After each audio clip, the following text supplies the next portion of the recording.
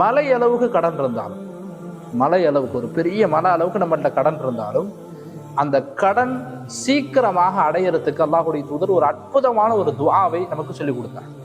இந்த துஆவை நாம் தொடர்ந்து ஓதினால், இஹ்லாஸாக தொடர்ந்து ஓதினால், மலையளவு கடன் இருந்தாலும், நீங்க எவ்வளவு கடன் இருந்தாலும் சரி. சில பேர்லாம் யோசிப்போம், நம்மளாம் அந்த கடனை அடைச்சிருவோமா, நம்மளால முடியுமா, மாத சம்பளமே வீட்டுக்கு பத்த மாட்டுது, இந்த செலவும் பேருது, எப்படி கடனை நம்ம அடைப்போம், எப்படி நகையை திருப்ப போறோம், என்ன செய்ய போறோம், ஒரு திகைப்பிலேயே இருப்போம்.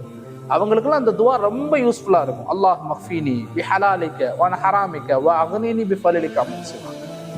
இந்த துஆவை யார் தொடர்ச்சியாக இஹ்லாஸாக கடன் அடைய வேண்டும் என்ற எண்ணத்தோடு ஓதுகிறார்களோ, நீங்க கம்மியா சம்பளம் வாங்கிட்டு போங்க, கடன் அடைக்கிறதுக்கு சக்தி இல்லாம கூட இருந்துட்டு போங்க, நீங்க அல்லாஹ்வுடைய உதவி ஏதாவது ஒரு இடத்துல இருந்து வந்து உங்களுக்கு அந்த கடனை அல்லாஹ் தஆலா நிச்சயமாக அந்த கடனை உங்களுக்கு நிவர்த்தி பண்ணி கொடுப்பான்.